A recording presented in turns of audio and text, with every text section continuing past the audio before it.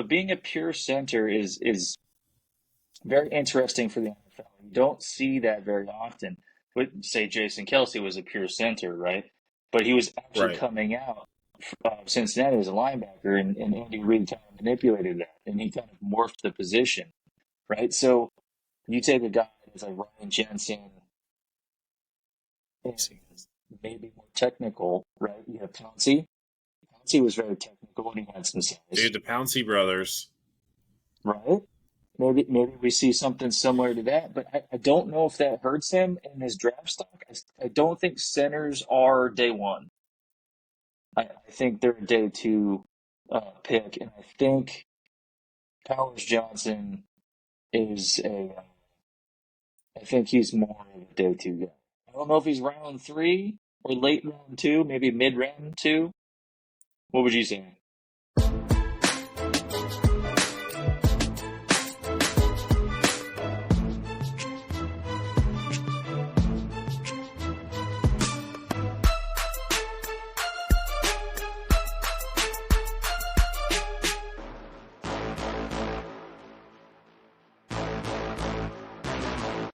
Hello, everyone, and welcome to the Beard Zone podcast.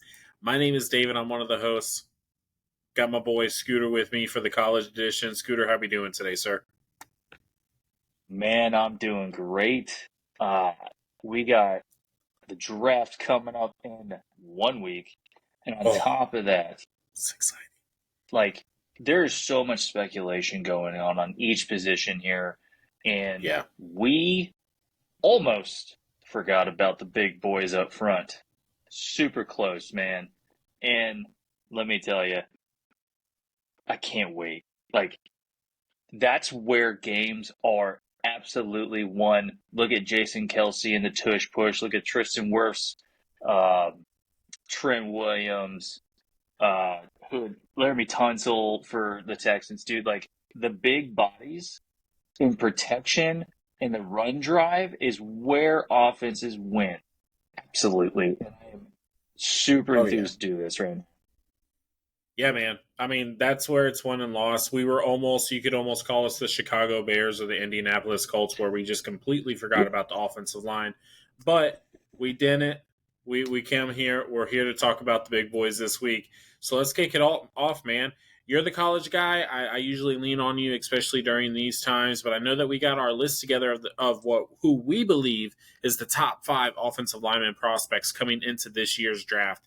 And not necessarily in this order, but we're going to go ahead and start things off with Mr. Joel Alt from Notre Dame. Notre Dame. Some say Notre Dame, some say Notre Dame. Either way, you got a gold helmet, and it's the Fighting Irish. And I tell you what, man, Joe Alt is the complete package, right? He is 6'9", 321. He is your guy. He's just overall your best bet at the position. He is number one, regardless of which list you're looking at. It seems pretty much unanimous. It's almost like Caleb Williams for the quarterbacks and all these analysts, Right. and Joe Alt for the linemen. You can list off anything for this dude. His 60 time. Or not, jeez. Oh my gosh. 60 Sorry. time. His 40 time, everybody. His arm length, his size, his footwork, it's all there in a complete package. I will say his football IQ is probably, from an O-line perspective, probably the best, if not the best. He mirrors That's edge important. rushers. He mirrored everybody and matched them or bested them. His game is built on his athleticism, and I don't know if it's necessarily weakness, but it might be some of a nuance for him in the NFL is his shifting or his adjustability, his ability to adapt to the offense that he gets set into. It'd be very interesting to see moving forward. Yeah, I feel like that, that's kind of what I have here in my notes as well. He's the crazy thing about him is that when you look at him, his size alone is almost intimidating. But then you actually kind of look at his game, and he kind of has a little bit of a weakness against bull rushes. You know, he doesn't have that. He doesn't have that raw talent, or that not raw talent, but he doesn't have that raw power to really kind of like hold up against. But he has great footwork, very fluid with his hands and pass protection and everything. He does have some concerns as far as, you know, if there's some shifting going on the defensive line. You know, his backside can get a little open sometimes if there's, you know, an edge rusher coming around pulling. But overall, I think whoever gets him is going to have their franchise left tackle. I think that they should keep him at the left tackle. I know, especially now, it seems like a lot of offensives, they've been kind of shifting guys around, right? Like we've seen Tristan Wirfs go from right tackle to left tackle, which, don't get me wrong, I think Wirfs is he can do that, right? But He's you're an not elite going to talent. get Yeah. right, but you're not going to be able to do that for everyone. And with Joe Alt being a left tackle guy his whole college career, I think that that's where you want to keep him at, because that's where he's going to be most successful at protecting your blind side of your quarterback. So, but overall, great tackle that you have there. And then now let's move on with our next guy. Now, this guy, his name is a little weird, but I think I got it down. Dude. I listened to a video, right? Because I was just like, how do we pronounce this name? Because I want to try and get it to the closest that I can, right? I'm still going to butcher it, but it's Olu Muyiwa, and then Fashanu. I know Fashanu is the last name, but I think Yes. he was saying that he goes by Olu or something like that. Yep. But Fashanu out of Penn Alabama, State. right? Oh, Penn State. Penn State. I'm thinking, We're yeah, getting there. We're getting there. we're getting there. So, but Penn State, a guy from Penn State. Hey, we've seen a lot of offensive line come from Penn State that are good in the NFL. So I don't think that this guy is going to be any different. What do you think about him? No, I think he's solid and good positioning, good leverage, good extension. Again, good footwork as with Joe Alt, right? Mm-hmm. You have premier northern linemen performing very well, and particularly from or from the college arena to NFL, and they translates very well. Look at Ohio State, Michigan, Nebraska linemen, and then you also had Purdue with Matt Light, and and that's going way back. So with Fashion, you got what you have is a natural feel type guy on your O line, and that's what you want. You want someone who feels very fluid in your offense. The one thing that I forgot to mention with Joe Alt, and is also a weakness for Fashion is balance. And you said bull rushing, right? When you Yeah. catch the O line off guard and you knock them off balance, you won. When you win the balance game in the front seven, you absolutely win. And it's timing. How can they get them extended and pushed back in all of this chaos going on before the ball is even handed off or thrown, right? Between Joe Mm-hmm. Alt and Fashion, working on balance is not that much of a gap than teaching someone how to play the position. Right? Going from the raw talent Yeah. to the individual tweaks, balance is learned and can be capitalized on if it isn't fixed. So yeah, I think Fashion is fantastic at number 2, and leaving Joe Alt at the premium there. I still think that they are first round picks. Like if Joe Alt makes it Yeah. past 10, I would be incredibly shocked. In Fashion now, I would leave probably in the top 15, unless there's some stupidness going on in the draft, which we will absolutely capture before the draft next week. We'll do like a once over there. Yeah. Well, our mock drafts are going to be coming next week, so definitely stay tuned for that. So, but Fashanu is definitely a guy. Sorry, I said Fashion. It's all right. It's all right. Hey, look, it's definitely a name. And you know what's kind of cool about it is that the video that I saw was him being asked, you know, like, hey, like, how do you pronounce his name? How many times have you heard it butchered? And the guy, he seems like a really, really cool guy. Something about the offensive line, right? Something about the offensive line that you want to have for any position across the offensive line, you want to have a guy who's going to be a locker room guy. You want to have because these guys have to be able to communicate, and these guys are the glue of that offense, right? You have your quarterback at the helm. The quarterback is the leader of the team. You have your wide receivers and your playmakers with the skill positions, but that front line is the glue of the offense and really the glue of the team. We look at it all and we say it all the time. Games are run within the trenches, and so something that you want to see from an offensive line guy is how does he communicate? What is his IQ, right? Because he needs to be able to see the field just as well as the quarterback does, right? Yeah, And you want to be able absolutely. to make sure that he's not going to be some sort of a toxic player in the locker room. You want to make sure that he's a team guy. And it seems like with all of these guys, I don't see any personality traits that are red flags for me. But with Fashanu, one of the things about him and with his size, again, it's really surprising me. We're starting to really see these big athletic freaks. I don't want to say get weaker, right? Because they're all strong. But like, Yeah. dude, their strong suit doesn't seem to be the power. It seems to be more their footwork, and that's what Fashanu brings to the table. He has one of the Oh, fastest feet absolutely.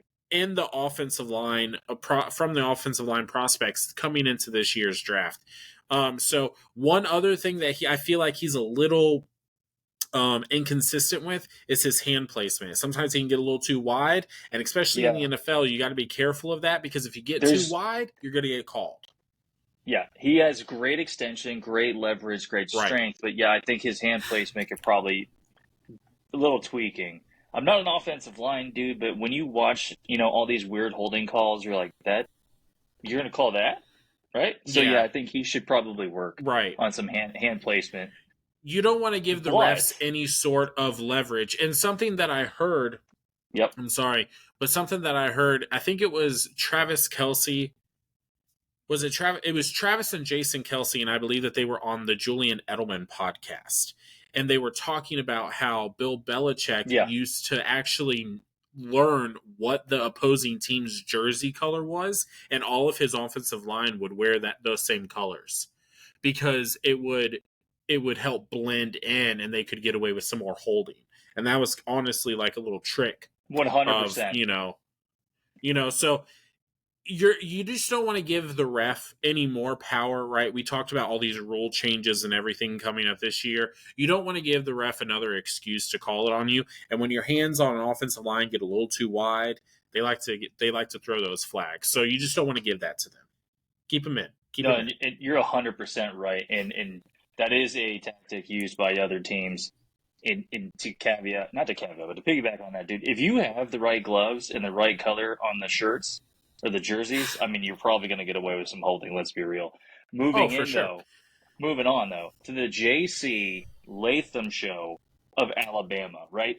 Speaking of Right. good hands, good footwork, dude. If you want a guy that's like Trent Williams, he baits people in. He gets the edge rushers to come. He's like, hey, yeah, come on, you got this. You can beat me. And then he just buries them into the ground. It's like watching some tape of Joe Alt. Yeah, he's fantastic.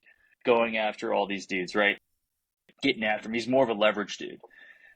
Watching JC Latham is like watching like the perfect sleight of hand type O line guy. He's like, oh yeah, go ahead. You want to speed past me, and you're gone. You're in the dirt. You look like Yeah. an idiot.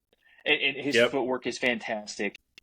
He's very, very quick on his feet, and we'll get to the other two that are spectacular in their footwork.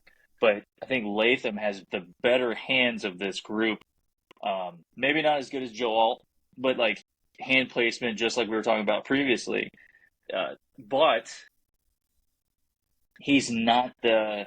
I might be biased here because it's Alabama. I like to kind of, trash it every once in a while. But his ability to get taken advantage of more or less on the, because he does do the good bait, but when it doesn't work, he's getting blown by. That was his Yeah. one flaw there. A strong bull rush, Yeah. like you get a dude like Miles Garrett, and he's just like boom, and you kind of look like a fool. But I still Yeah. think he's Backside fantastic. Yo, for sure. The thing about it is that all these guys, all from all of our lists, and hey, if you are checking this out for the first time, we appreciate you guys. Welcome to the Beard Zone. It's just some dudes with beards talking football. And Yep. there is one more guy that we have here, but this is the college edition. So me and Scooter kind of run that. And then on Fridays, you see our NFL podcast. So definitely be sure to check us out. Hit that like and subscribe button. Quick little plug there. But if you want to check out all the other positions, we covered defensive backs, we covered running backs, wide receivers, quarterbacks, edge rushers. We've covered it all. This leading up into the draft, and so, but so all of these guys, right, from our top five, these are guys who we are looking at on day one or day two. These are the type of guys we're not trying to find hidden gems, which I'm sure that there are plenty of, especially in the wide receiver room. I think that was probably the toughest episode to get prepared for because there was just so many. Yeah. And honestly, offensive line is kind of right there with them. We have a big spread It's of very talent healthy, here. for sure. Very, very healthy. So, which is fun, man. Hey, because we've said it before, the game is won on the front lines, right? And so we've seen a lot of teams that have built fantastic offensive lines. Philadelphia Eagles over the years, they built an absolute unit up front. Atlanta Falcons very quietly has built one of the best offensive lines in the NFL. They just have no backfield. They just have no backfield, which is unfortunate. So, but not unfortunate for a Tampa fan. But anyway, but these guys, they're all going to be good guys. The thing with JC Latham, is it Latham or Latham?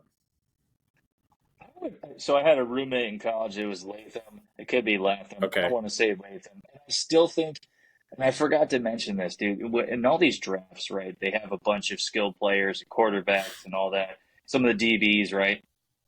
I think offensive line is going to be where it's won on some of these steals, and I still think Latham is probably first round. I don't know if he's top 20, but I still think he's first round. Yeah, he could be there towards the end of the day for sure. Yeah. I can see that happening. But opposed to the first two that we just talked about with Fashanu and Alt, this guy, he does rely on strength. He has raw power and he uses it to his ability. He uses the leverage that he kind of allows his strength. You said it perfectly.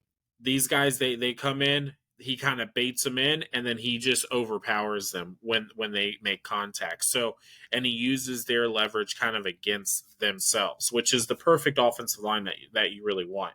And he's been absolutely fantastic. I know that I had here. Oh no, wait, that's for the last guy. The last guy that we're going to be covering is my favorite prospect in this year's draft, and I'm hoping is going to be wearing the red and pewter by the end of the year. But we'll see. Let's move on to Mr. Oregon guy, another Samoan guy here, dude.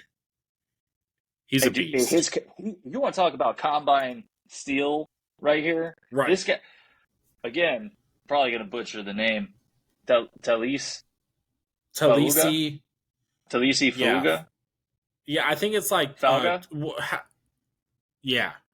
Fuaga. So he plays for Oregon Something State, like that. or did. Right. The dude is 6'6", 324. So imagine Joe Alt, but Samoan. And the guy is monster. For Oregon State, you could not get past this guy. You watch any bit of his tape, the Senior Bowl, you name it, you couldn't get past him. On top of that, you watch the tape for the Combine, and the dude is an absolute steal. Like, footwork, just right on it, right on the mark. And what I would...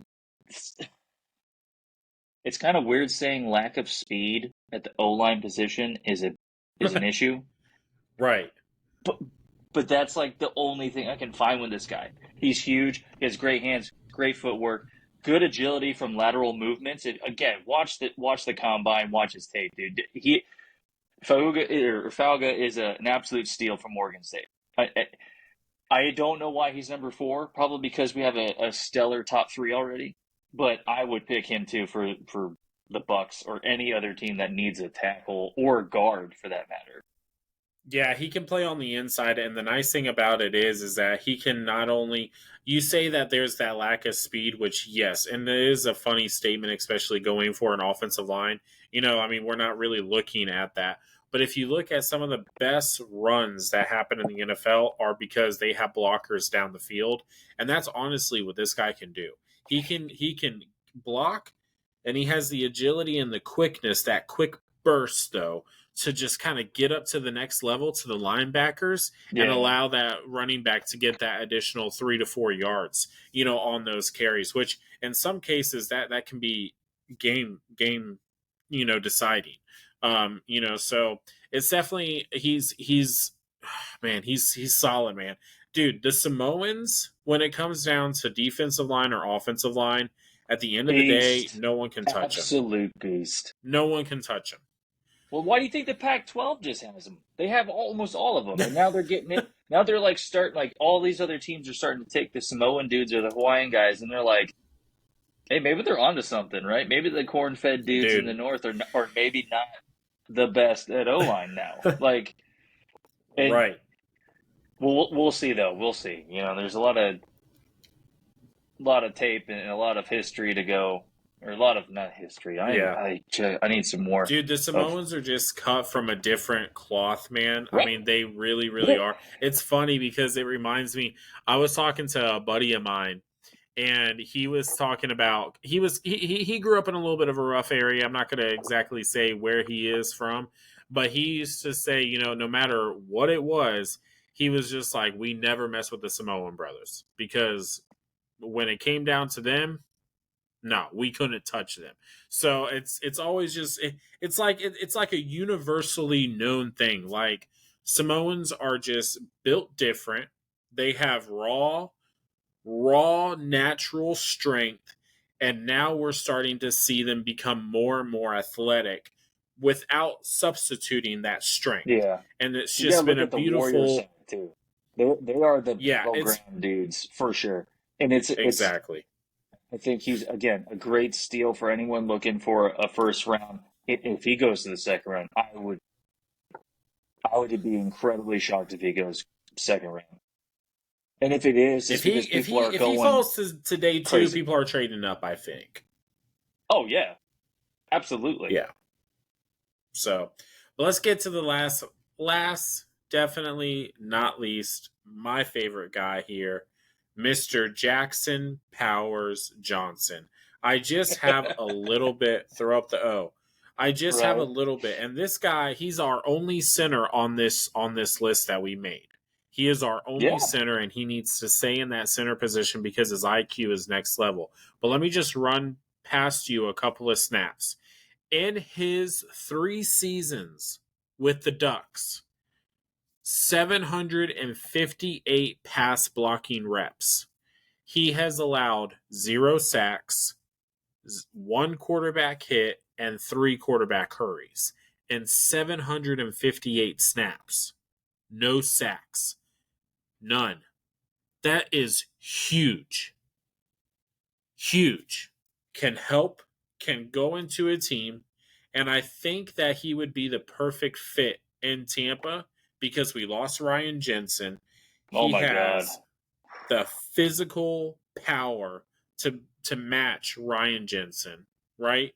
He's And bigger, way bigger. definitely way bigger. The only thing that I do have to say is that he's a very technical guy, and that plays to his weakness because he wants to get to his spot and then just sit there. So if there's movement, if there's shifting across the defensive line, if there's movement with the offensive line, it could cause some inconsistencies with his game. But at the end of the day, this guy is a physical freak, and he's the best center coming into this year's draft. And you're talking about Jackson Powers Johnson, and that's Yes. such like a He's JPJ, man. JP Johnson. Like that's such like a good JPJ. NFL name. I will say It his tape is. looks fantastic. You watch any of the Oregon games, dude, the guy is freaking stellar. I almost slipped there. But he is a Yeah. pure center. And I don't know if that's necessarily a weakness, but being a pure center is very interesting for the NFL. You don't see that very often. But say Jason Kelsey was a pure center, right? But he was actually Right. coming out of Cincinnati as a linebacker, and Andy Reid kind of manipulated that, and he kind of morphed the position, right? So you take a guy that's like Ryan Jensen and maybe more technical, right? You have Pouncey. Pouncey was very technical and he had some size, Dude, the Pouncey brothers. right? Maybe we see something similar to that, but I don't know if that hurts him in his draft stock. I don't think centers are day one. I think they're a day two pick, and I think Powers Johnson is a. I think he's more of a day two guy. I don't know if he's round three or late round two, maybe mid round two. What would you say? I wouldn't be surprised if, like, come pick 25 on day one and beyond.